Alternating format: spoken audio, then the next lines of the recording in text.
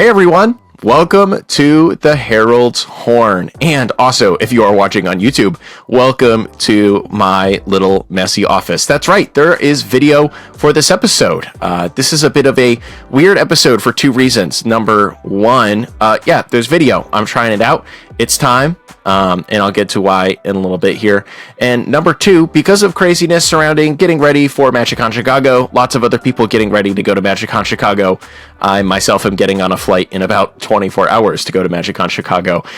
There is no guest for this episode. So instead, I will be playing a portion, or maybe even a full episode, we'll see, of my other podcast, the Level Up Podcast, a video game collecting show with Murph from the Command Zone. Feel free to listen to it if you want. I personally think it's really good, but obviously I am biased.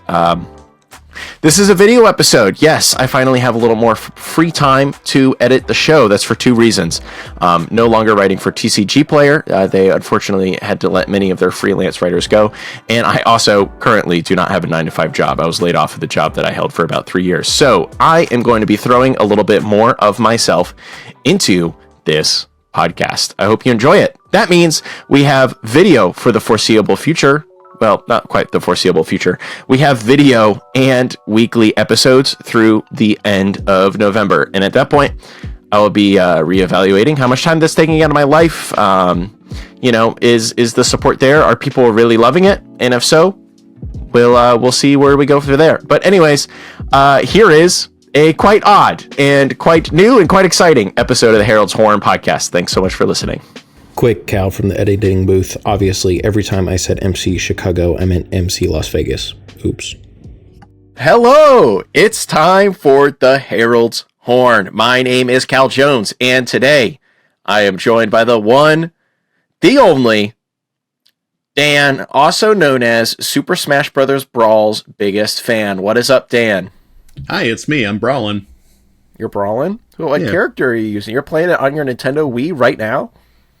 Yeah, I know I should be getting ready for the podcast, but I just can't stop. I just can't stop playing Subspace Emissary.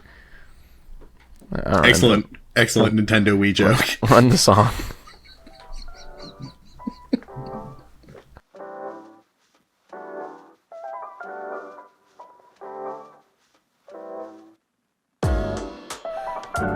And welcome back. It's time. That was juicy.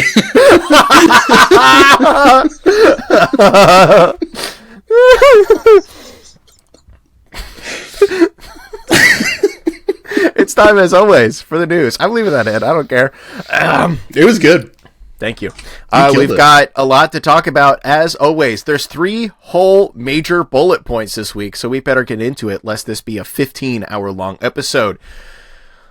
World Championship 30 is this weekend. It's the 30th ever World Championship. That's kind of crazy, right? We're 30 years old. We're on our 30th World Championship. It is this weekend, October 25th to 27th. If I wasn't going to be playing CEDH all weekend long and Dan all weekend long at MagicCon Vegas, my butt would be sat watching this all weekend long, because it is Duskmorn Draft and Standard with a Standard top 8. Standard is looking awesome right now, and like we have said last episode, Duskmorn is currently still kind of being lauded as like a potential all-timer limited format. I think how it ends up going at Worlds is maybe what'll help stamp that, once people have really been cooking on it in testing houses the last 2 weeks in preparation for Worlds. I'm sure we're going to get to watch a lot of gameplay at the World Championship, so excited to see how this goes. I've been waiting for more Standard content for what feels like months now, and seems the format's in a really awesome spot post Duskmorn release, so I don't know if you can ask for anything better for a World Championship than like a really solid limited set and a really solid deep Standard format. It kind of sounds like the dream. That's right, Callahan. Yeah, Standard looks really cool right now, and I have been a huge fan of Duskmorn Limited. It's been a lot of fun to play, and I'm excited to see some some top tier players get at it this weekend. It's going to be a good time. And yeah, 30th Pro Tour is also pretty incredible. 30th Pro Tour. 30th World Championship, rather. Thank goodness. Whew.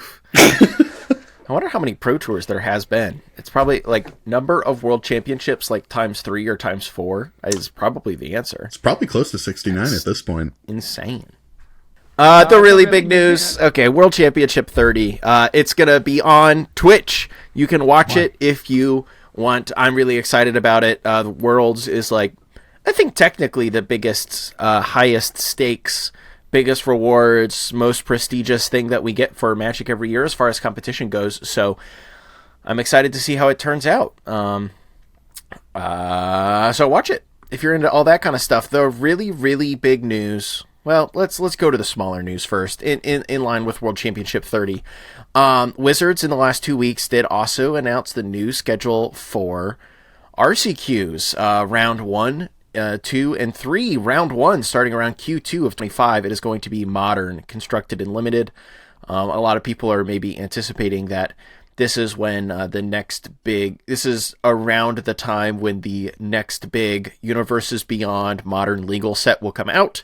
I believe that is either going to be Final Fantasy or one of the Marvel sets. I don't recall exactly which one of the two is going to be coming out there first.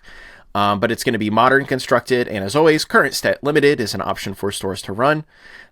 Starting around Q3 will be round 2, which is going to be standard, and as always, also limited. And then round 3 in Q4 of 2025, also standard. So the three RCQ seasons next year, 2 of them are going to be standard, and 1 of them will be modern.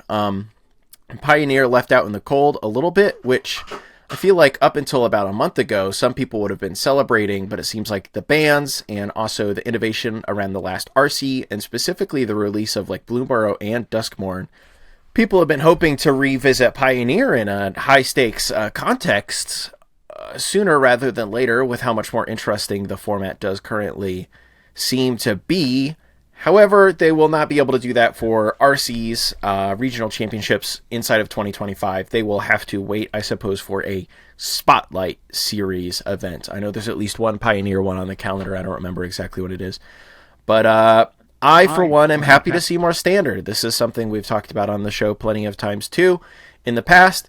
More standard, I think, leads to a healthier Magic economy overall. Standard players will buy cards from local game stores, will play standard locally, and then if they continue to play standard and cards rotate out, they either get to keep them or they sell them to cheap, on the cheap to commander players like me. Big standard enjoyer, Dan, I know, as always. Well, I know you're going to be getting the RC grind. Do love to grind. This is going to be post Foundation, so I'm pretty excited to see what this world is going to be like. We did get the teasers from the Blogatalk this week about Foundations, and there's lots of pretty cool teasers in there. I saw Fireshoes tweeting that he seems to think that one of the logical clues in the set might be that Snapcaster is coming, which would be very awesome to have in standard. Yes, they're reprinting a invitational winner card, but it is not the most powerful one, which is really open to interpretation. I think the obvious safe choice is Solemn Simulacrum, but I want them to do World Champion 1996. World Champion 1996? I don't know about that one. That I had assumed was the quote-unquote most powerful one, but I'm not sure. Well, that's not an invitational winner card, you silly. Oh, that's right. Okay, goose. That's correct. That's correct. Well, a Snapcaster, I would argue, is probably not the most powerful one, but it would also satisfy the additional teaser that there is going to be a card that gives instant and sorceries flashback in this in Foundations, which I'm just keeping my fingers crossed as a Snapcaster enjoyer. You're not wrong. I did not think about that potential at all. But there's a lot of invitational cards at this point, but there's the couple that people know really well. We'll have to see which one of those is. Yeah, I did forget that this was going to be post Foundations launch. Foundations is almost here. Yeah, which is why I would assume they want to do that through the latter half of the year, really get the point across that standard really is very different now, and also just get some top tier players playing it, making it look cool, making it look fun, and getting people to really crack down and figure out what some cool decks in the meta might look like. definitely. So yeah, new schedule for RCQs. We'll see how the modern season goes, and then hopefully the standard seasons are gas. I will always be a big fan of there being more standard opportunities.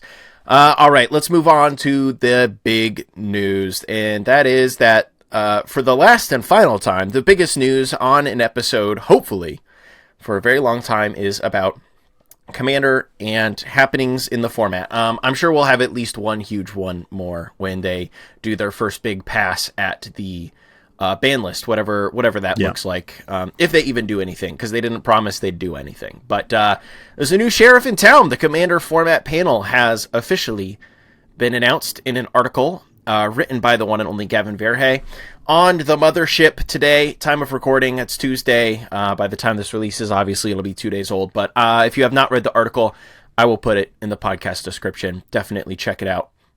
It is a team of 17 people that has been selected by some form or fashion by Wizards of the Coast to help them run the format. Seems like a lot of people from diverse backgrounds, different countries, different focuses. Gavin did say that he pretty much just like where he started was reaching out and inviting everyone from the previous CAG and Rules Committee.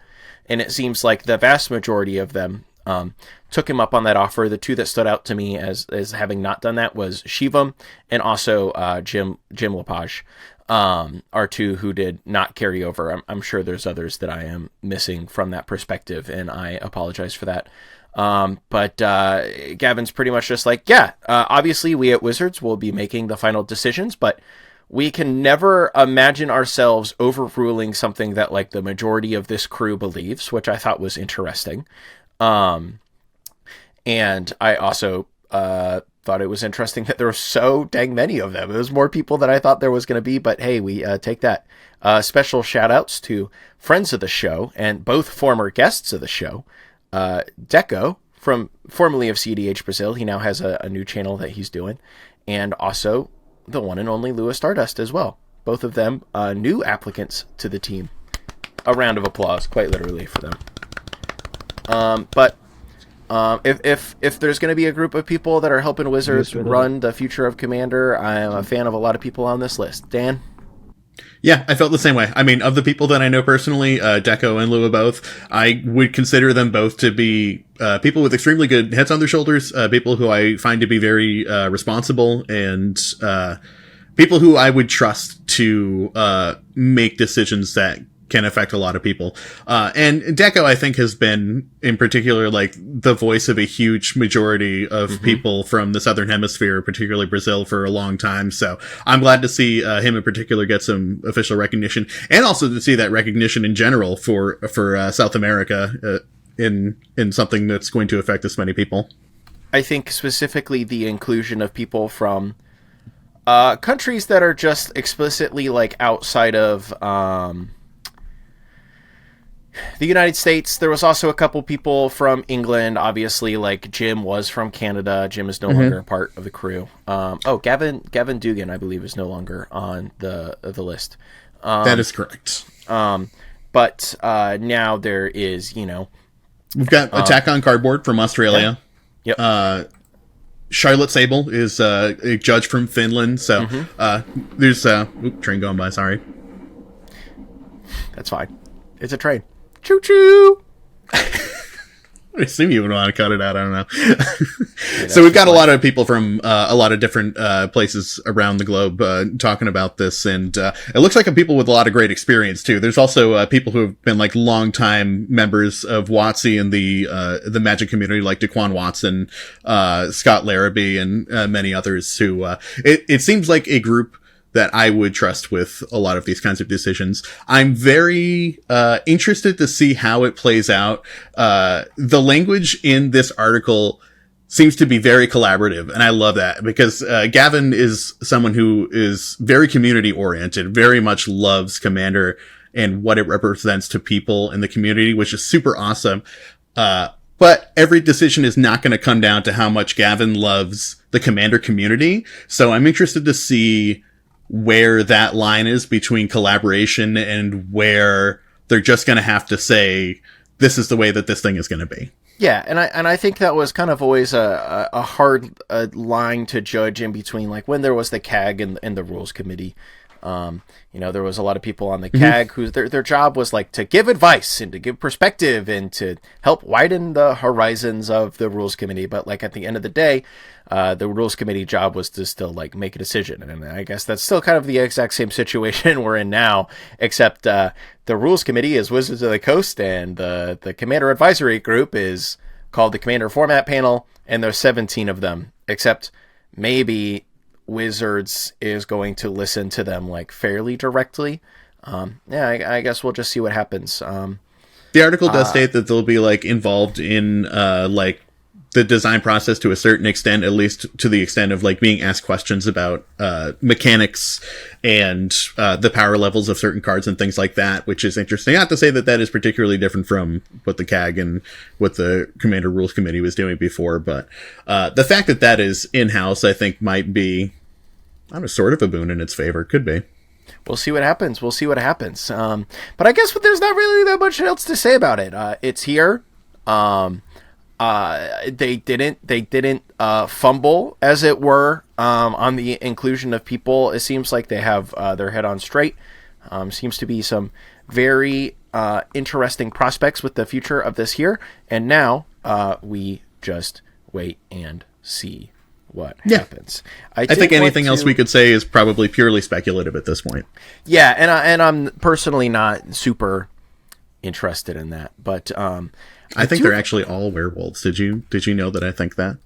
You think they're all werewolves? Yeah, I think all 17 of those people are werewolves. Lua, I know because I know them personally. I'm pretty sure they also said something important that they did call out that I want to call out. Gavin Dugan, who is notably not on the panel at this time, had a fairly popular tweet about his concern with the contract that everyone invited to the panel had to sign. I have it pulled up if you want me to read. Yes, you may. Gavin tweeting on October 16th, so this is about a week before this official announcement. Looking for input, the vendor contract for the Commander panel, so calling it out by name too, includes a surviving non-disparagement clause, which means it limits what I can say about them forever even if the contract ends. I don't mind the NDC, but I'm uncomfortable with it in perpetuity. Thoughts? Yeah, so that caused a whole lot of discussion, a ton discussion from a lot of different people. This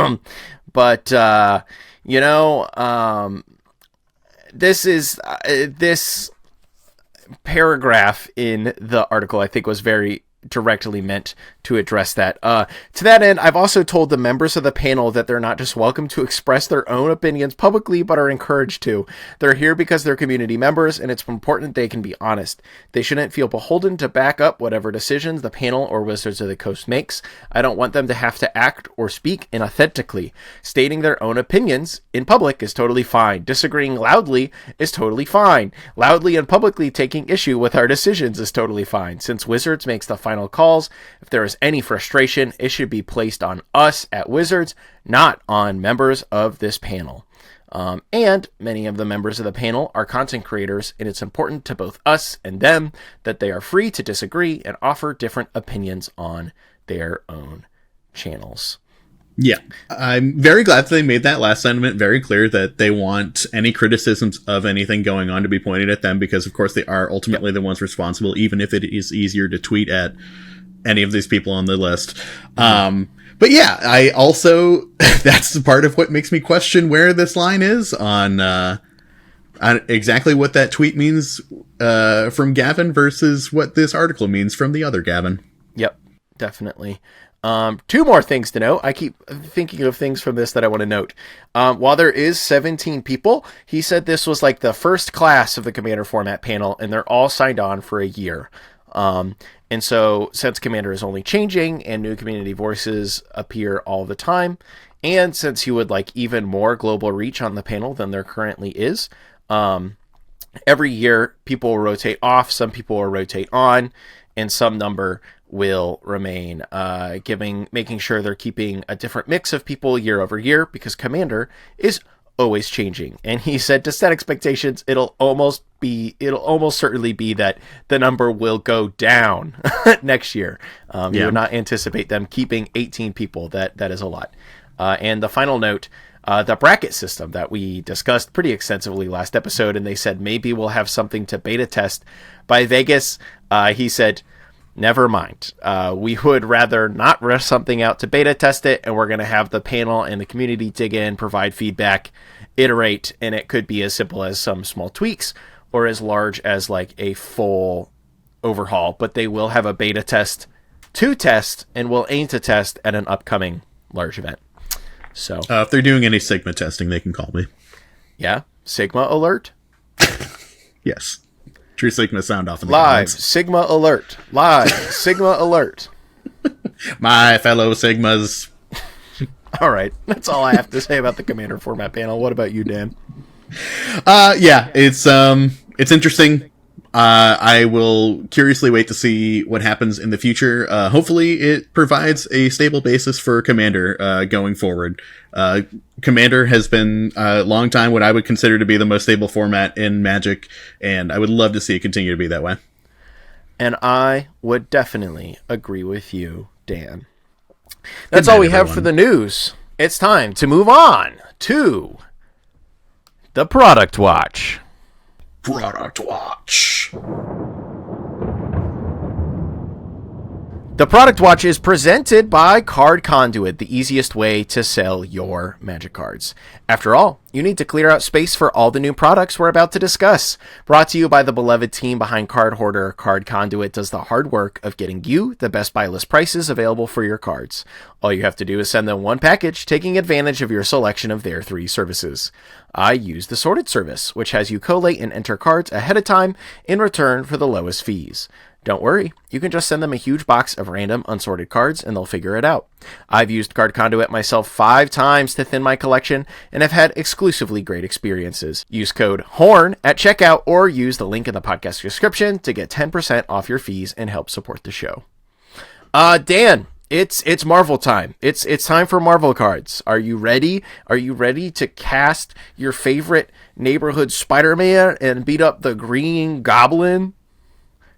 I could be, I guess. I don't know. Those Secret Lair cards that they showed were pretty cool. I already brewed Storm as a CEDH deck, and it looks like it could be a fun one. So, yeah, I don't know. They look fine. They look cool. So yeah, here's the thing. I'm not a like a Marvel hater per se. By no means even. I just looked up Storm on Scryfall and expected it to immediately pull up the Storm card. That's where I'm at. I think Storm Nature's Fury is the name of the card. I did the same thing though. You will never believe how many results there are on Scryfall if you just type in the word Storm. Sometimes when I'm editing and I'm really spaced out and I'm like, I need an image of a swamp, and I just type black into Scryfall and I'm like, okay. There's a lot of times when I'm spaced out and trying to look up Magic the Gathering stuff where I just type in, like, ponder into, like, google.com, and it's like, Oxford Dictionary. And I'm like, oh my gosh. The philosophers used to ponder. Exactly. It's just like so many other things, and I'm like, oh yeah, Google is not just Scryfall. It should be, though. Anyways, yes, I will say that the announcement of the Secret Lair drops to start of Black Panther, Captain America, Iron Man, Storm, and Wolverine.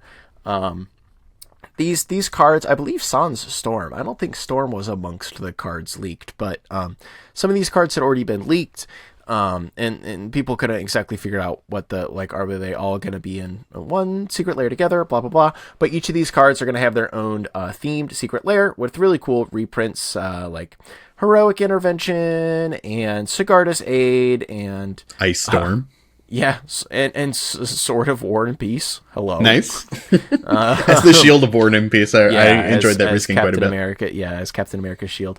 But these designs on these cards, Black Panther is like fine. It's like a tokens and +1/+1 counter things. That one didn't excite me as much, unfortunately. But Captain America's like throwing equipment. Iron Man Iron Man was also fine. But Storm being a really cool commander that lets you, gives all your instants and sorceries, well, not all, but just one of them. Just one only one instant per sorcery per turn will be getting Storm.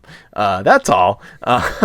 Just one. All of these cards, at least even the ones that I like as less as some of the other ones, they got me more excited about this than I thought I was going to be. Am I a slop consumer? I don't think this is slop. I think I've seen some people kind of be low on these cards, but I think they're fun designs.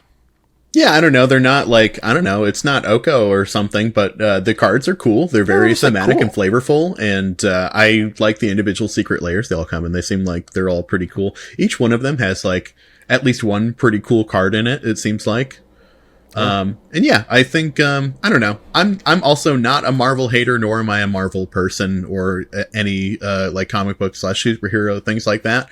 But I don't know. As far as, the secret layer goes, this looks pretty cool. Does it make me excited for a full Marvel set? Not really, but, I think, as I have probably said before when we talked about this in the past, I think at least the art is going to be extremely cool. Yeah, this art that we've already seen is extremely cool. They're going to do some kind of really wild full art basic land treatment for the Marvel set, and I'm sure I'll enjoy it. Yep, definitely.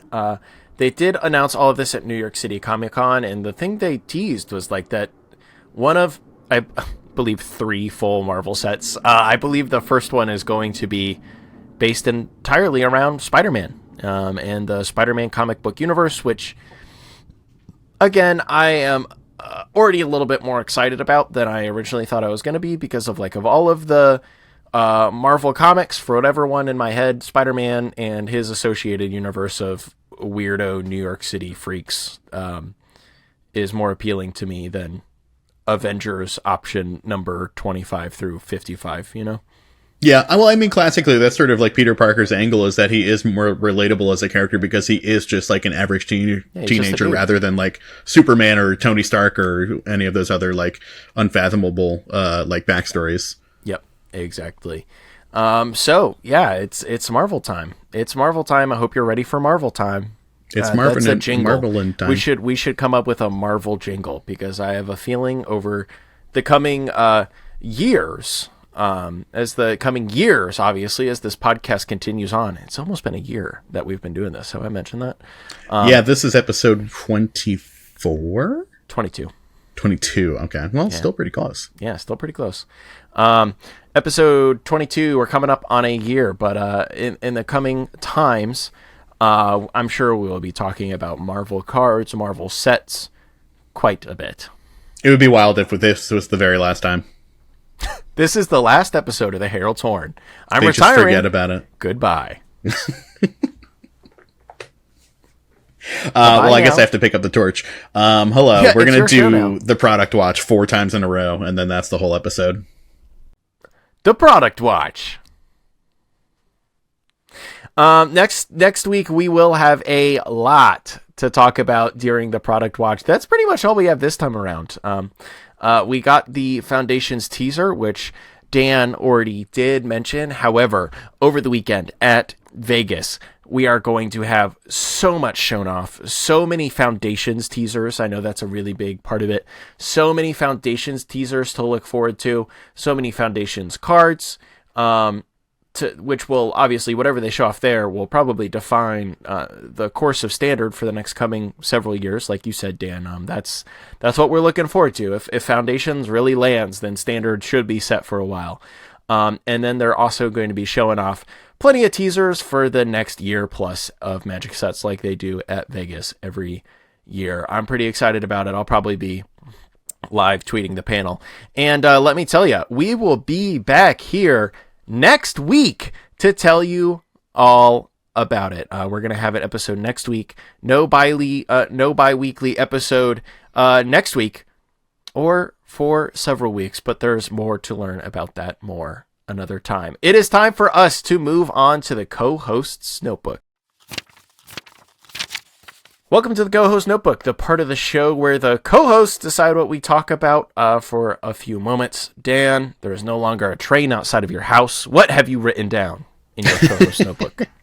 It's been too cold to go out in the woods, so it's been a real change over the past couple of weeks. I've been getting deeper into the video gaming. Just picked myself up a copy of Resident Evil 4 after listening to the latest no, actually it wasn't the latest Level Up podcast, because I'm going through and listening to your back catalog now. It was I think super fan, Level Up super fan. I truly, yeah. I enjoyed the Level Up podcast quite a bit. Yeah, I think it must have been your episode about getting your GameCube collection started, and I think you had that in your like top 4 or 5 video games. So I was just happened to be free this week, and I was like, if they have Resident Evil at the local vintage video game place, I will buy a copy. And I was recently just hanging out with Joe Johnson of the Tabletop Jocks, who's a very big Resident Evil fan, and I was shit talking Resident Evil 4 up and down the original because he's just the tank controls suck, and like the latter half of the game is such a slog, and like you get to those points where it's just like, am I playing a fucking like glorified Mario like side scroller right now? Yep. But and then this weekend you were like, woo! Yeah, I love Resident Evil 4. yeah, I did enjoy it quite a bit. So yeah, been delving back into and that's just got me, going through the rest of the GameCube collection right now and playing some games that I forgot that I had bought and have not played yet. F-Zero X GX. That game is brutally difficult. Dude, I cannot drive that car for the life of me. No, it's so tough. It's so hard. Do you have a manual on hand for the game? I do, yeah. Okay, if you delve into the manual, there's like literally some tips and tricks in there that that kind of helped me out with that. And when Murph was at my house, he was like, "Oh, here's just some techniques you could do." And with techniques taught to me, I could like kind of play the game. It's literally like they really went so hard on the fact that like this track is turning, like you can't just go straight, you're gonna slam into that wall. Like, man, like you play a lot of like racing video games, and like if you do poorly, they're like, 8 out of 12. I'm just 30 out of 30, just race after race. I cannot do it. Yep. Yeah, it's kind of wild, actually. Yeah. But yeah, been enjoying the GameCubing quite a bit these days, getting much further back into that. And also TCG Shop Simulator. I think that we have spoken briefly about this on our own time, but yes, we have. Man, they got my ass. I bought that $12 game, and I've gotten my $12 worth. I don't know what they put into that game. Because like the core gameplay loop is actually defined within the first like 4 seconds of the game, and nothing ever changes. Yeah, except for just like, all right, got to make the store bigger. I need to get that next expansion so I can build my next shelf so I can stock. Yes. I want to stock more board games. Yeah, it's that. It's stocking shelves. It's cashing people out at the register, and that's it. And it's so much fun. I did a dinner with the Scrybabies crew. We just hit 30,000 YouTube subs recently, and Steve Stillman and I are just going back and forth talking about how much we are enjoying the hell out of this game. And Comedian is sitting across from us and being like, "Okay, why do you like this game so much? Why do you like that?" And we had nothing to say. We're like, well, we've talked about how you cash out the customers and you stock the shelves already. You know about how you can pick up one board game at a time out of the box and take it to the shelf, and then pick up a board game out of the box and put it on the shelf. But the shelf spot only fits 2 board games, so you have to do it again in another spot. Have you ever really wanted to think about the minutia of product loss while receiving none of the benefits?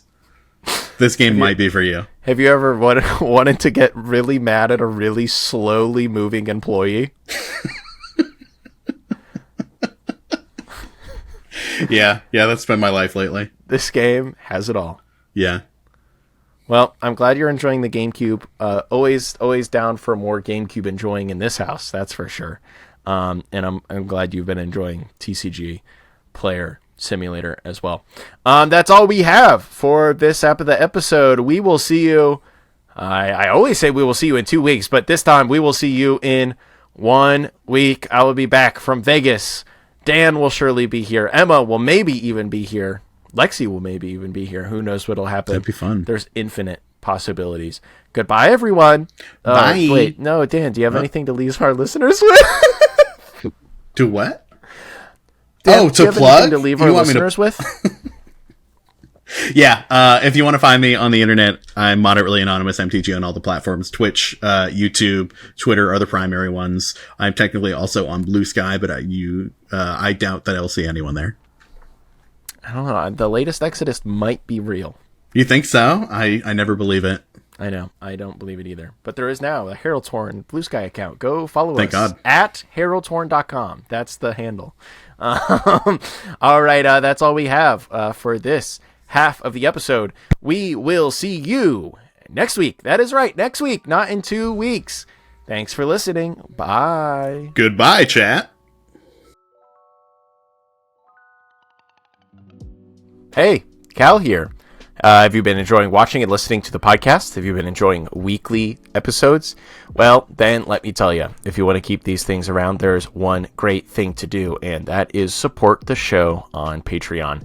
We have a few different tiers over there with some different little perks. I can shout you out on the show. You get a sticker in the mail at every tier, and I'm continually trying to cook up new and interesting bonus content for you to listen to. We've got one exclusive interview on there. I'm really trying to pump that number up. We've got a lot of extra questions from a lot of our guests. We have some bits and bobs from different episodes. And now that I have more time, I'm sure I'll be pumping that up as well. Thanks so much for listening. And if you love listening to the show, please consider helping us out on Patreon. I appreciate it a lot. Bye.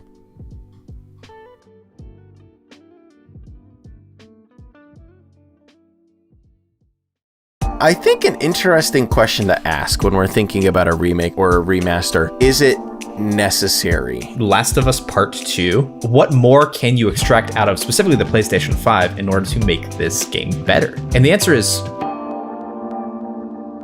Hello everyone and welcome back to another episode of the Level Up Podcast. I'm your host Murph, as always with my good friend Cal. Hello Murph, it's me. I'm here. I'm sleepy. Sleepy Cal is the best Cal, kind of Cal. Engaged. I'm ready to chat. Let's do it. All right, so today's topic, we are going to be talking about remakes and remasters. Kind of what the differences are, what we like and dislike in specific remakes and remasters, and just kind of the state of the topic in general. Because video game preservation is kind of a tricky thing. Most people don't have all these old consoles just hooked up, ready to go like us. And so if people want to play these old games, most likely the way that they're going to be experiencing these is in some form of re-release in one form or another. So Cal, what would you say the difference between a remake and a remaster is? Because these kind of terms just get thrown around a lot. Yep. So in my mind, and it is additionally confusing because I think some games that have been branded as the other fall within what is really the other thing. Anyways, my definition of a remaster, I'll start with remaster because it's, I think, the simplest thing. When I see a video game is going to be remastered, I think that they are basically just going to take the original game, update the graphics. Pretty much like remastered to me just means like graphical upgrade. We're taking more or less the original game, porting it to a modern console, and making it look quite nice or much nicer than it originally did, since it's probably jumping 1 to 4 console generations. 1 to 3 console generations, I guess, these days. And then to me, a remake is like similar. They start there, a lot of the bones of the original game are there, but they will effectively remaster it and also add in extra content. Maybe change up some of the gameplay that they aren't happy with anymore into a tweaked version of the original system, or in the case of Final Fantasy VII Remake, an entirely new system, for example. No longer turn-based, more of an action RPG. And I think that's, in my mind, remaster is like, okay, we're updating the graphics, and then remakes gets into a much more wide open conversation of, yes, it is a remaster, but also we've added things, we've tweaked things, maybe we've overhauled entire systems, we have a bunch of QOL changes. I think maybe some minor QOL changes can kind of also fall under the realm of a remaster as well, but I think that's where my definitions lie. What about you, Murph? Yeah, so I would say that remasters are entirely performance or graphical. Anything on a technical level, remaster is that. So if you are updating textures, if you're making the game run better, run at a higher resolution, whatever that may be, then that would fall under the category of remasters. The second that you go in and change the engine, the game engine, or start tinkering with gameplay stuff, then I would consider that a remake. Normally, if you are tinkering with gameplay, you basically have to do it on a new engine because realistically, there's not much that you can actually do gameplay-wise with the original code. Mm-hmm. So kind of whether or not you're using that original code and porting that forward is kind of the definition of remaster versus remake to me. So if you are using that original code as a base and then sprucing it up past that, it's a remaster. If it is ground up, new engine, and the gameplay is different, that would fall under the category of a remake. Mm-hmm. Yeah, I think that sounds correct to me.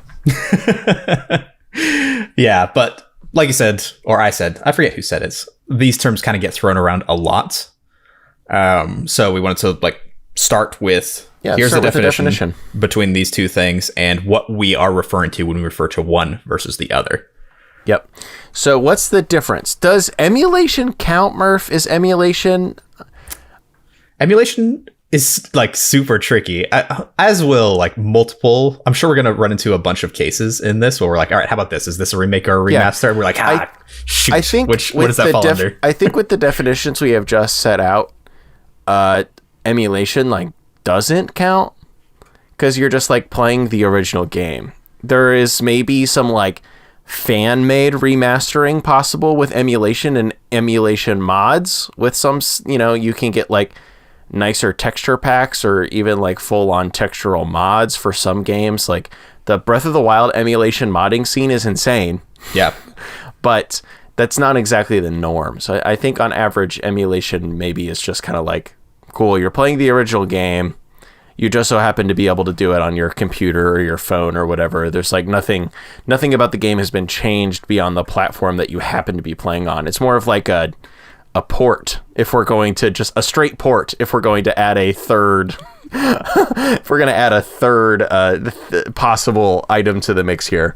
Yeah, but at the same time, what about official emulation, like Nintendo Switch Online or Super Mario 3D All-Stars? The port of Mario 64 in that uses emulation, but it runs at a higher resolution, same frame rate, but it does have an emulation layer built into it to update some of the text boxes and prompts so that they use Nintendo Switch buttons instead. If they're cleaning up some stuff, maybe you could call it a little bit of a remaster. So a very low effort remaster perhaps if we're improving things while it more or less being the same. But yeah, but I guess we're kind of jumping the gun a little bit, but what are you looking for in a remaster then, if not graphical cleanup?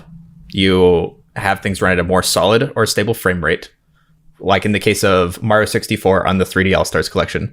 It's at a more stable frame rate, and I think it goes up to 720p. Yes. And they have a emulation layer to swap out some of the button prompts to switch controls. And so I know some people have complained that that's not enough. What more do you want? Yeah, other than that? I think what you have described does for me fall into a third bucket, of what I kind of just said is a port. I think that is kind of the bare minimum of maybe what I would expect if someone's taking the time to port a game to a new console, it seems to me worthwhile to make sure it runs stably. Yeah, update the buttons because that's a little annoying and looks cheap if they don't match. That falls under port to me. If I was thinking remaster, if someone said we're making Super Mario 64 remastered, I would basically expect for it to have the graphical fidelity of Super Mario Odyssey, but it happened to just be Super Mario 64. But if that's the case, you would basically need a brand new engine to do that, and so then that would be under the realm of remake, right? I think if nothing changed with the gameplay really whatsoever and they didn't add really any new content, I think that's just a remaster.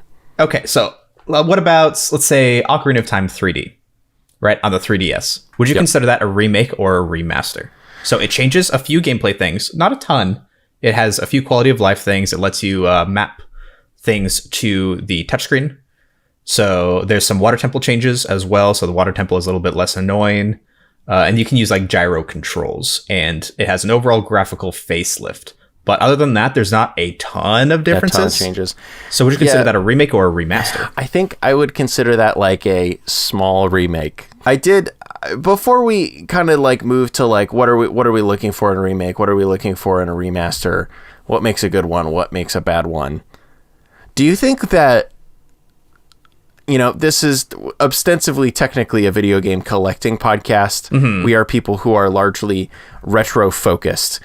And the remasters and remakes that come down the line obviously are either brushing up on or improving on or reimagining these classic games that we do like a lot. Do you think that remasters, remakes, these things being released, do you think they kind of diminish the act of collecting? Do you feel worse about owning a copy of Metroid Prime now that Metroid Prime on the Nintendo Switch exists and is almost certainly like an objectively better experience? Not particularly, because one, I already like the game. Yeah. And so having another version that's out there for people to play or for potentially me to play is, I think, fine. Like, Metroid Prime is a very, very good game, but Metroid Prime Remastered ostensibly takes that very, very amazingly good game and makes it even better. I haven't played it. I've only played the original port, so I can't really speak to whether Remastered actually does that. But from what I've heard from people, that does seem to be the case. And so I'm not upset that Remastered exists because it just lets more people play the game. And yeah, one thing that remasters tend to do is that they'll drop the price of video games. And so that is one thing, if you're in the video game collecting space, to be aware of, that if you're paying $100+ for this game that has never gotten any sort of port or remaster, it is like relatively likely that a random remaster will come along and tank the price. Yep. And you're just gonna have to be okay with that. And honestly, I'm very okay with that, because if it means that somebody can have access to and play a game, then that's just overall a net positive for the gaming community, whether you have money invested in your game collection or not, which obviously we do. Yes, definitely do. But you can also somewhat take advantage of this, where like when the Batten Kaitos collection came out for the Switch, it dropped the price of the original game on the GameCube. Massively. Yes. So it was hovering a little above 60. I picked it up for like 30 after the remaster came out, because I was like, great. I would rather play this on the GameCube because I just love the GameCube. And so I'm just going to pick it up. And it's kind of just a win-win no matter what. Yeah. Again, unless you have already purchased the game and you have been sitting on it. I'm not exactly. We are operating, I think, in a realm where we do not exactly view our collections as investment vehicles, perchance, which is a less.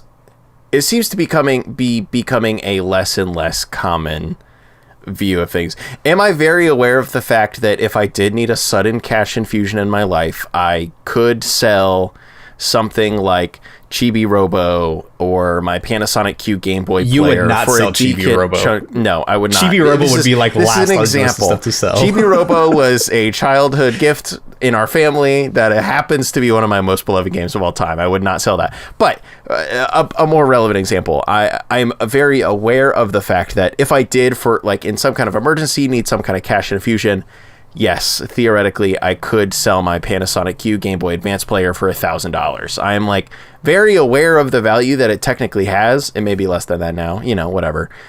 But I'm not, buying it and being like, ha ha ha, I can flip this. Ooh, ha ha. If they, for whatever reason, if they made another one, I'd be like, cool. More people have Panasonic Qs now. That's awesome. That's.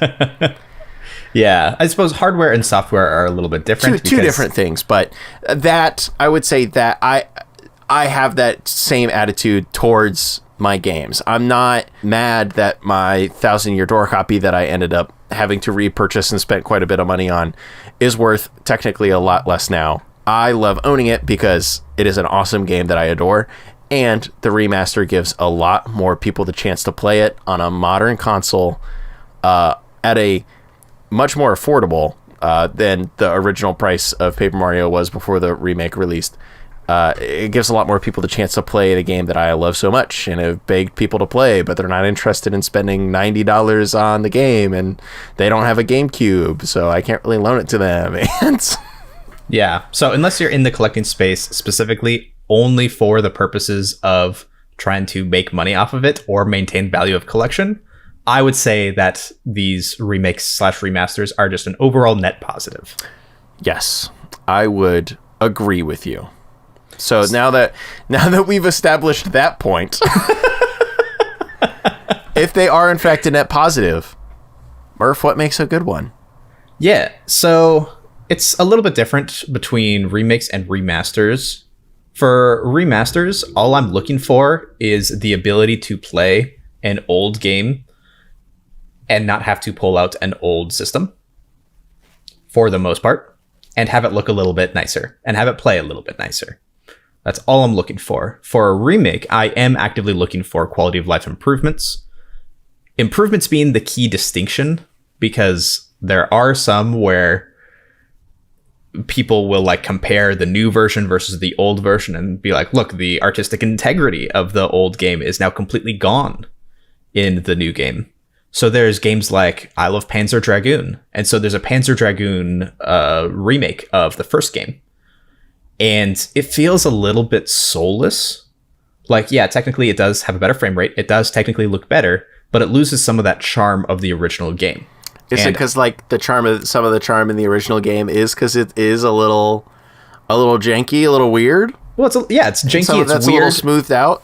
It's got a lot of grit and like harsh angled edges. And the whole point of Panzer Dragoon is that the world is harsh. And the remaster the remake. Yeah, we're getting this confused too. Yes. Has like kind of this sheen over the top of it, where everything just feels like a little too shiny and a little too clean. And so that definitely doesn't help things. Overall, I would still consider it to be a good game. And if you don't have access to a Sega Saturn, which most people don't, then definitely pick it up and play it. But if you are comparing it to the original game, I don't know if it actually surpasses it. Yeah, definitely. But it's accessible, which is a very big point in its favor, really. Yeah. And that is like the biggest thing that people are looking for. Here. Yes. Accessibility with ideally some sort of quality of life improvement. Mm-hmm. Did you say what you think makes a good one? Yes. Okay. If it's accessible, look, and has quality of life improvements. Okay, that's what I thought. Look, I'm a little sleepy right now. I was thinking about Panzer Dragoon remake. This is Sleepy Cow. I missed the first part. We can cut that out. So, my definition of a good remake, I think there is one that really pops out in my mind. It's one that's a little dated these days, and it is, unfortunately, it made a game that was not super accessible at the time very accessible and improved upon an already great game in a lot of ways. Now, because it's objectively the best way to play this game on hardware, it is expensive. But I am talking about the DS version, the Nintendo DS of the classic RPG Chrono Trigger. This game, it wasn't just like a straight port of Chrono Trigger to the DS. Yes, the graphics were essentially the same. Okay, whatever. However, they did add in some, like there was a bunch of bonus content in the PlayStation version that was ported over to the DS. They kind of re-examined and reworked everything to make it a more complete edition. They added other enhancements, including they redid the entire English translation of the game. Whoa! To make it like more accurate, which is awesome. The dual screen mode, like with the two screens, some people consider the UI of Chrono Trigger to be like slightly cluttered. that the DS version splits it out into two screens. You have your menu down on the bottom, and your top screen you do just get to look at some beautiful Chrono Trigger sprite work and art. It has a self-completing map. You run by default, and then there's also like a touchscreen mode and a like buttons control mode. And then they also added 2 new areas, monster battling, and a whole new ending that like foreshadows Chrono Cross even more. So it's like it's pretty sick, it's pretty interesting, and I think there's like enough new stuff, especially compared to the original Chrono Trigger. It feels very much like a remake if you compare it to the PlayStation remake port. Then it probably doesn't seem as much as a remake compared to that, but all of that, it's just like, all right, here's this original excellent game. We're giving all these QOL stuff. There's a new ending. We added an entire new translation, all this kind of stuff. That adds up to me to be a really great game. And it also made a game that at the time was not very accessible. I mean, it's on the original PlayStation and the SNES at the time. And they said, hey, let's put it on the Nintendo DS. It's portable now. Let's go, baby. That, to me, great. This is one that I've kind of had my eye on because Chrono Trigger is one that literally everybody tells me you got to play Chrono Trigger. You got to play awesome. Chrono Trigger. It's incredible. Okay, well, add count to the list of Murph, telling you me gotta to play Chrono Trigger. Trigger. So I generally speaking like to play the original version of things to at least start off with, and I'm fine with it if it has flaws. And that's just tends to be the experience that I like to have. But the price has very much scared me away. Yes, it is way pricier than what it used to be. I mean, like when we were in high school, I bought it for like $30, and even then I was like, hey, $30 for a used DS game. Holy moly. And it's only gotten more pricey since then. Yeah, the Super Nintendo game is even more expensive. Oh, yes, definitely. So I was looking at that version, and then people said, hey, the DS version is actually quite good. And so looking at that, like you said, also pretty expensive. So that kind of just leaves the PlayStation version. But everyone's like, it's got long load times. Yeah, it's not great. And it has cool animated cutscenes, which is evidently, fun. Which is neat. But I don't know. Long load times really kill the pace. I have good news about what also has those fun cutscenes. Yeah. So yes, I agree. But you would consider that to be an example of a good. Yeah, remake. A good one, albeit maybe a bit of a lighter touch of one. Uh-huh. I don't mind the lighter touches. Yeah. Honestly. Because there are remakes that are just like, here's Resident Evil 4 or 2 or whatever, and it just plays drastically differently from the original game. Well, or like you mentioned, Final Fantasy VII, I think, is another really big one. I think another example of maybe a lighter touch was branded as a remaster, but I think qualifies a little more as a remake if we're getting real pedantic about it. Wind Waker HD, Legend of Zelda Wind Waker HD. It pretty much was Wind Waker, but looking way nicer resolution-wise. The game still looks beautiful. The art style really held up for our 480i and 480p brethren. But they cleaned it up, made it look real nice and hot, and then said, excellent. You know what the major problem with this game is? That end is real grindy. Sailing's too slow, and the Triforce quest at the end. How about we give you a quick sail? How about we clean up this one problem, and then they're like, ship it. Which I very much appreciate. Again, I like Wind Waker, and I liked my time with the original one, but I definitely look forward to whenever I have the time and end up picking up Wind Waker HD. I'm kind of just sitting and waiting for them to port it to the Switch so that I can pick up the Wii U version for cheaper. That has been like the one, now that we're theoretically kind of in the end game of the Switch here, there's a lot of rumors that seem to look more and more realistic that the Switch 2 is coming sooner rather than later. The Switch has been on the market for 7 years? Almost 8 years? Since 2017. It's been a long time. It's been there for so long. It's time to bring in the new one. But in the back of my mind, I'm always like, oh yeah, I bet at this direct, they'll finally announce like the combo pack of Legend of Zelda Wind Waker and HD and Twilight Princess HD. There's like no the way they would do that as a remaining- combo pack. I know, but what if they did? They'll do each full price titles because I know. they can. But I can dream. A guy can dream, right? Yeah, a guy can dream. A guy can dream.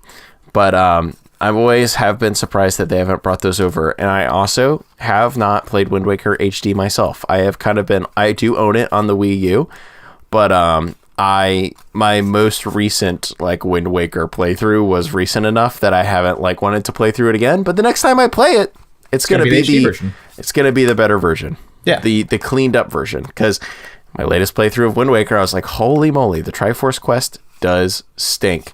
Okay, we've spent a lot of time saying what makes a good one.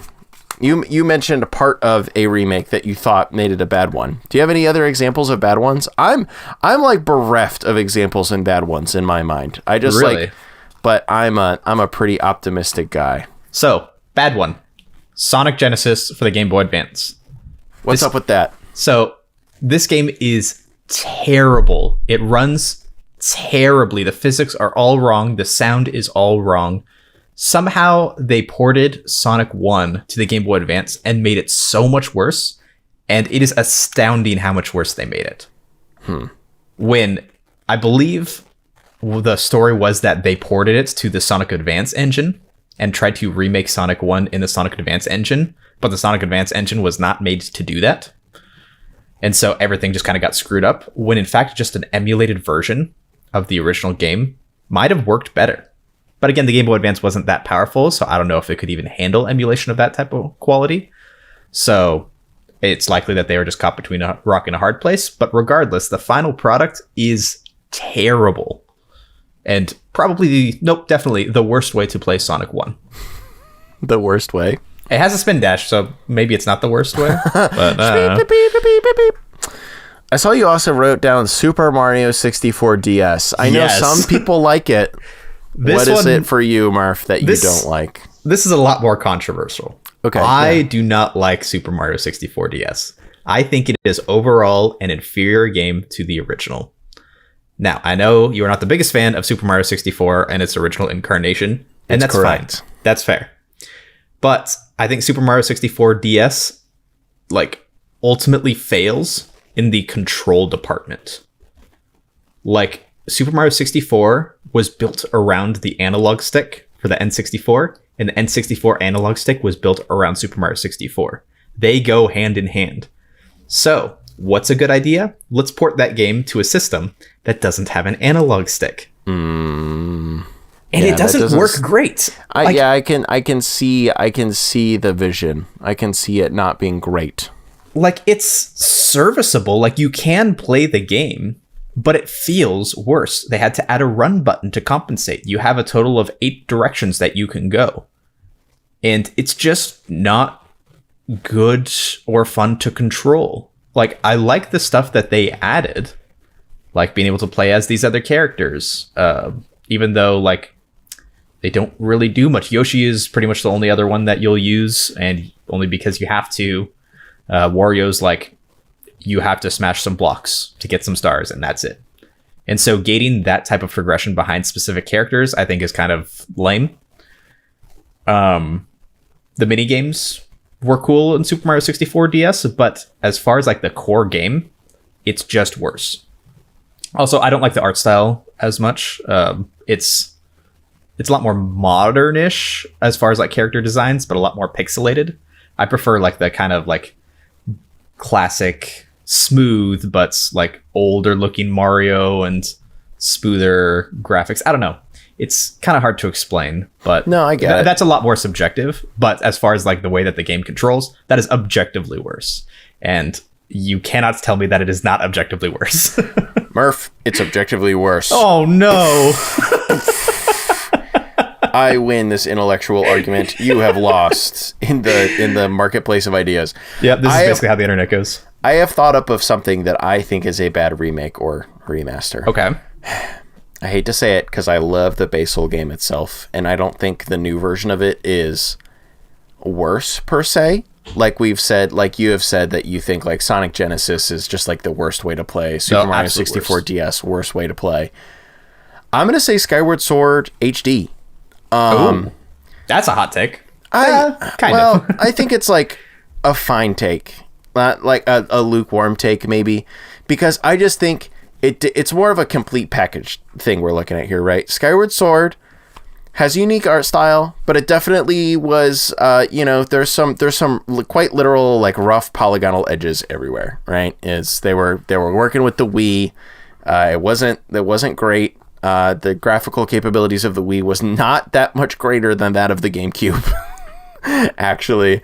And Skyward Sword, it kind of shows, even though they tried to work around it with the art style that they went for in the game. And in Skyward Sword HD, the game does, output 1080p, 60 FPS. Cool. Technically, it does do that. I don't think the game looks better. It does look like it's not, 720 or even 480, whatever anymore. It does look 1080, but those polygons are still there in 1080p. They're still, it wasn't like they did like a whole graphical overhaul of the game to make the game look better. They're like, hey, the game is capable of rendering out 1080p 60 FPS. We fixed the obvious bugs and weird stuff with item descriptions appearing over and over again. We fixed Phi hints. You don't have to, they'll just go away on their own. You don't have to view a hint for her to stop bothering you. Just like those kind of very basic QOL stuff was there. And also like autosave. Cool. Whatever. Yeah. I would put this under the category of remasters. And yes, same. I think it's a fine remaster. It doesn't do anything particularly special. But I don't think it's bad. What makes you say it's bad? I think it's a bad remaster because I don't think the game looks good. The only thing that it does is so it like makes the game better, but to me, in a great many ways, it just feels like porting the game to the Switch, making sure it runs 60 FPS and then sending it on its way. Cal, I get the feeling that you just don't like remasters very much and you want more out of like touching up a game than what most remasters offer. Well, which is fine, but I would just like it if they had made the graphical assets look better when they were remastering it. Yeah, but that's a ton of work. I know, it's a ton of work. So basically, my main takeaway problem with this was that then they sold this game for $60. That's actually the kicker. That's like part of the whole package is then like they said, hey, it runs 60 FPS 1080p. We did these light touches and it's also $60. I said, oh, okay. Yeah, one thing that can end up happening with remasters is if you do end up touching up some of the models. So say like your main character, you touch up that model because you know that people are going to be looking at that a lot. But you don't have time to touch up literally every asset in the game. Because if you're touching literally every asset in the game, that is a lot of work. It'll make other stuff. Yeah. Yeah, that is like building an entire game from scratch almost amount of work. So people very rarely do that. But what can end up happening is that your models, like say the new model, doesn't really match with the aesthetic of the old style, which can definitely happen. Like Sonic Adventure DX, I think I'd put that under the guise of it's a bad remaster because they do improve the frame rate and that's nice, I guess, but the lighting is bad and the character models they just don't really fit the rest of the game. Like all the icons and everything were clearly made with the old Sonic model in mind. All the pictures at the end of the game are just using the original model of Sonic. And so having the new model in there just makes everything feel not quite as cohesive. So that's definitely something that can happen with remasters if you go in and start touching up assets, but don't touch up everything. Fair. So, Fair. Yeah. All right. I put Skyward Sword HD as a middling remaster. I would agree with that. I will not grant it the rank of bad. I would agree with that. But yeah, there's some definitely interesting cases for remakes and remasters, because there are some games that have actually gotten both. Like Shadow of the Colossus. Oh yeah, true. Has gotten both a remaster in the form of a PS3 remaster. Makes the frame rate a heck of a lot better, way more usable. Nice HD 720p. Bluepoint Games that did the remaster also did the remake. And they are really good. Like, both the remaster and the remake are incredible. To be fair, this is a game I don't actually like very much. Yeah, but from it's a a fine level, game, yeah. I think those are both great. And Bluepoint is probably like, if they're doing a remaster or a remake, Bluepoint, I think, does the best of any studio out there. Like, they did the original Metal Gear Solid collection, the HD collection for the PlayStation 3 and Xbox 360. Great collection. Runs great, looks great, uses the pressure-sensitive buttons of the PlayStation 3 on the PlayStation 3 version. They touched up Peace Walker, and Peace Walker looks really good, really nice in that. I think they did a God of War remaster as well for both the first two games as well as the handheld games.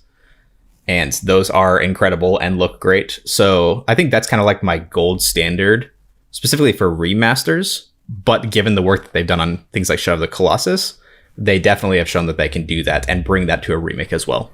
Mm-hmm. Yeah, I love when a team like that can just kind of be like, yeah, actually, our thing is we're going to take these games and we're going to make them look better and we're going to do a great job of it and everyone's going to be happy. Yep. We're going to fix some stuff along the way and it'll be great. Thanks, Bluepoint. You're awesome. Exactly. I think an interesting question to ask when we're thinking about a remake or a remaster, it can be like a quite good job done or whatever, but I think there's maybe a question to ask of like, is it necessary? And I think that's a question that a lot of people have been asking themselves recently, specifically with the business model of Sony Entertainment at this time, who just seems dead set on remastering all of their games over and over again. Even though it hasn't actually been that long. Yes, exactly. So Horizon Zero Dawn, a PlayStation 4 game that already looks awesome. It already looks awesome, and it already has, if I recall correctly, a like enhanced for PS5 version as well, where like if you have it on the PS5, it looks nicer. You know, it probably has ray tracing or whatever, right? They have just announced Horizon Zero Dawn Remastered, which, interestingly enough, when it was rumored, a lot of people were kind of dunking on it. But they have now said, oh, they changed like some, they actually did like some updated motion capture for some of the weird parts in the game that look a little strange. And they added like haptic controller stuff, you know, that works well with the DualSense. And they also added like 10 hours plus of re-recorded conversations to make some of the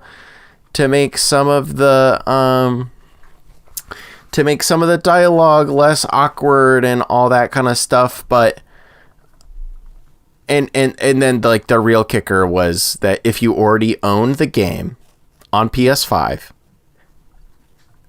owning Horizon Zero Dawn Remastered will cost you a whole $10. Okay.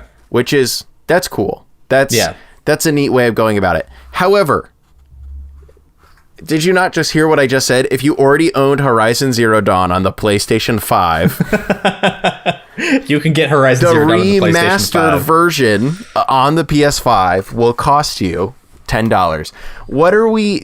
This just like strikes me as perhaps the least necessary not a remaster of all time. It's, you know, it's not like, how much better can it look? It is already playable at 4K 60 FPS on the PlayStation 5.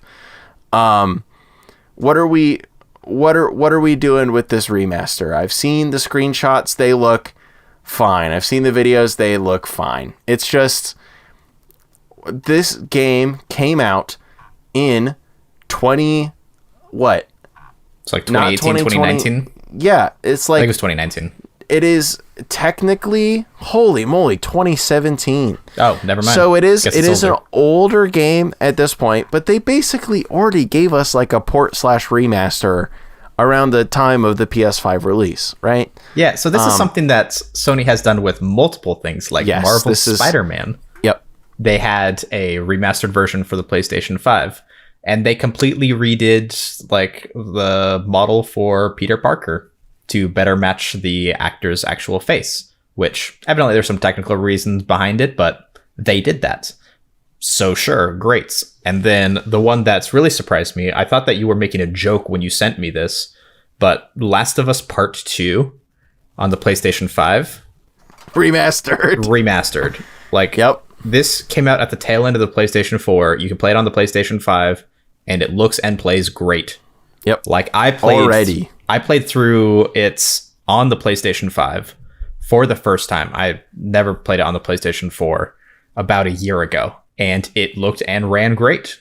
And I was like, what more can you extract out of specifically the PlayStation 5 in order to make this game better? And the answer is not much. Like, realistically, not much. Can you make it better? Yeah, sure. But to your point of, is it necessary? Not really. This feels more like kind of a product of the times, in that game development takes a lot longer than it used to. And so in order to like fill the lineup of releases, specifically Sony has gone back and said, hey, this popular game, what if we remaster that to at least give us a release for whatever time slot they're trying to fill up. And yes, that does fill your release window, but it isn't necessary. Yeah, now, and it's especially a lot of these games that are being remade and remastered, you know, we said kind of toward the top, and also when we were discussing what makes a good one, we find a lot of value in a game that maybe is now less accessible being made into a more accessible property. You can go and buy a Horizon Zero Dawn PS4 disc and pop it into your PS5 and have a great time with no issue whatsoever. You can also just buy it on the digital storefront. There is no accessibility option. Like, there's no problem playing this game. And it is also one of, if not the most popular PS4 games of all time. It was just like the most popular game of the last console generation, more or less, for Sony. People have already played this game. It's not even like there's a whole new audience of people to be found. It's not old to enough. Play the game. Yeah, it's just like, we're not re-exposing to a new audience. We're not fixing an accessibility issue. It already looked so good. How much better can it look? You know, this just like, and I mean, if Sony wants to do it, they can do it. But yeah, I don't mind it unless it comes to like what Grand Theft Auto did with the Grand Theft Auto trilogy, where they delisted the original versions. Yeah. In order to make space for it. Which is like, okay, I understand why you're doing it, but I do not like that from a game preservation standpoint. And sometimes the original version is just better. And having the option is nice, but once you start taking options away from me, then that makes it no longer nice.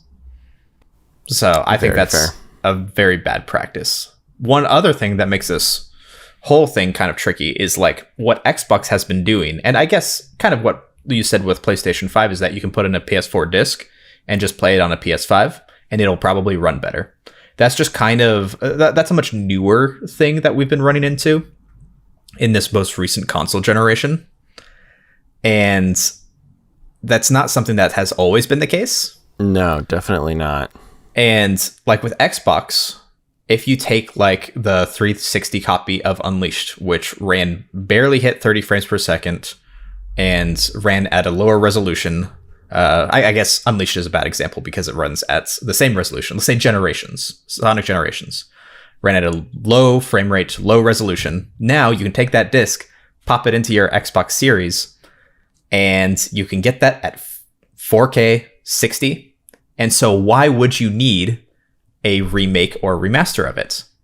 Now, to be fair, Sega is making a remake or remaster, but they're going about it in a very interesting way, where they're just adding a buttload of content.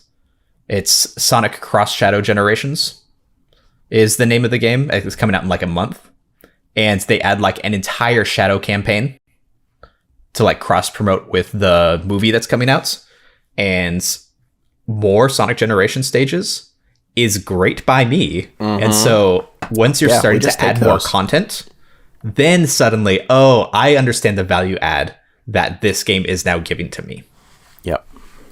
So that makes it super interesting, and I think that's why Switch ports have tended to be, or remakes or remasters for that matter, have tended to be a little bit more desirable, because the Switch is not backwards compatible with anything, and you now have the ability to play whatever game you're putting now on the Switch on the go, whereas possibly it wasn't there before. Probably it was on home console only. Yeah, and so even with you something can just like go on the go, which is like something I said about like Chrono Trigger DS. One of the big advantages is that now you can play Chrono Trigger on the go. And now every single thing they're porting, remaking, remastering to the Switch, you just play it on the go. Yeah, so that is a value add. So even though, like we've been talking about, that like the Super Mario 3D All-Stars port, not much was done to that. No. The Skyward Sword HD, not much was done to that. No. But at the end of the day, you are giving it to me on a much more accessible platform that I can take anywhere I want. Definitely. And that does add something. And I do love that. Yeah, exactly. Yeah. Murph. Uh-huh. If you could port anything to the Nintendo Switch, which is to say if you had a dream remake, remaster, heck, even a straight port re-release, do you have something in mind what it would be? Straight port re-release. Or remake or remaster. You know, any of the three. I'd be down with like an F-Zero GX. Oh, I would love like an F-Zero collection. Yeah. Of like Super Nintendo X and GX. Awesome. So even if you're not gonna make a brand new F-Zero game, just give me the original stuff, and you can do it as a remaster. I don't need full remakes of everything. That is A-okay. Not a problem. I'll take F-Zero GX, 1080p, 60 frames per second. Online would be nice, but not necessary. I just want to be able to take that wherever I want. So that is what I would like.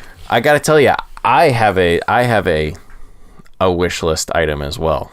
Okay. I think it would be much harder to remaster or remake for anything. You'd probably have to redo the gameplay some a little bit because it is a DS game that makes extensive use of the DS like touchscreen, dual screen layout, so on. Port it to the Wii U.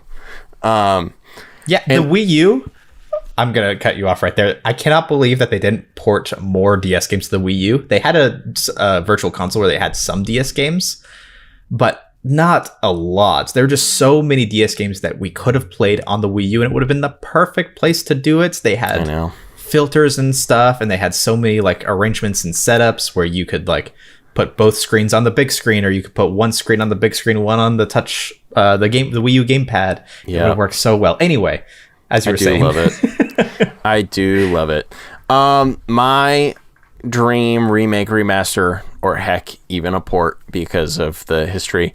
I cannot pronounce the original title of the game because it is in Japanese. It is a game that has never come to the United States of America in an official fashion, but it translates roughly to "Welcome home, Chibi Robo. Happy, rich, big sweep." Of course, it's a Chibi Robo game. It is the direct sequel to the GameCube game. I thought Ziplash was the sequel. It is not. Ziplash is a sequel, but this is it's a sequel that I know a lot of people don't like. Yeah, it's not great. This game, which a lot of people just called like Big Sweep, is like a direct sequel timeline wise to the GameCube game, which I also do love so much. You are now working for the now grown-up daughter of the family from the original game, who The has one all that thinks her, she's a frog. yes, yeah, the one who She thinks goes she's ribbit. a frog. It's so cute. Yep. You're now working for her grown-up family. They have their, struggles. They're poor, so on and so forth. A bunch of family trauma, just like the first game. Yeah. But it is having, as much as I love the GameCube title, it is one of those instances where the sequel just like takes and improves upon almost every single concept that was in the original game for the better. Sick. The kicker, of course, just so being that it is a Nintendo DS game that was only ever released in Japan. It did not come to the United States. I have been able to play it because there is a ROM hack, like fan-made English translation, which works great. And therefore, I have played through the game on my modified Nintendo 3DS. And I loved it. And so if I got to choose any game, I would love to see that game finally come to the US in some kind of remastered, remade for the Nintendo Switch or whatever other platform glory. That's my choice. Yeah, that sounds like a good choice. I mean, just Thank you. Japanese games that don't come to the United States are always so sad. Like Mother 3. Why do we not have Mother 3? Please give us Mother 3, please. I would love if they went back and remade Earthbound 64 and re-released it here. Just like Mother 3, but in 3D. I think that would be so sick. That's the dream. It doesn't even have to be in an N64 art style. You can build it in Unreal. I don't care. I just think that would be awesome. Yep. I would agree with you. Maybe one day. Maybe one day. Maybe Alas. One day. I do love your idea, though, for the F-Zero stuff. I feel like that is, like, ripe for I think that's, like, ripe for bringing back into the fold. And I think something like a collection or a GX re-release, remaster, remake seems like the place to start to me. Remake the game to make it easier, dang it. Yeah, and companies do this. Like, Yep. the Super Monkey Ball, they made like Banana Blitz HD, and then they did Banana Mania, and people are like, "Oh yeah, Super Monkey Ball's awesome. Forgot about this series," and now I think it's doing okay. I don't know if they'll continue to make Super Monkey Ball games, but why can't they do that type of thing for F-Zero? Anyway. Alas. Okay, so that is going to wrap up our discussion on remakes and remasters. So we're going to go to our one recurring segment where we talk about our recent video game pickups. Cal, have you picked up anything recently within the past couple of weeks? Yeah, this little kitten. No, we're just fostering them, hopefully just through the end of this week, him and his sister. I have no actual recent pickups. Astrobot, like we talked about on the last episode, is still the most recent thing that I have purchased. I've had my eye on a couple GameCube games or two, but Haven't pulled the trigger. nothing for me. Nope. That How about is you, Murph? Totally fair. Well, for me, it's a little bit somber of a pickup, but this specific purple GameCube that I have in my hand is my most recent pickup. And it's somber because this was my aunt's, who passed away recently. And so this was the GameCube that she would bring to, like, whenever we went over to grandma's, and all the kids would get put in a room with the GameCube, and there's one first-party controller and a bunch of bad third-party controllers, and we would all play Super Smash Bros. Melee or Shrek 2 or whatever random game there existed. This GameCube is kind of a symbol of that specific time in my life and kind of what made me fall in love with games in general. Because, like, it is because of those times that I was ever excited to go over to grandma's at all and see the cousins.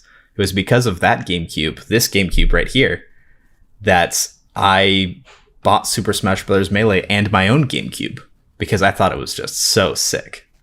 And so I am going to very much miss my aunt, and being able to have this GameCube as a recollection of both her and those times, I think is very special to me.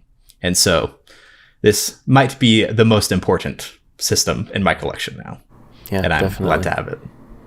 It's very cool that you get to have it. Yeah. Yeah. Yeah, my parents were just going through stuff and was like, hey, there's this. Do you want it? And I'm like, well, if nobody else wants it, I will for sure give it a good home. And so I fully intend to do so. Well, I'm glad that you get the chance to, Murph. Yep. All right. Thanks, everyone, for listening / watching. We'll see you in the next episode. Happy gaming. Happy gaming.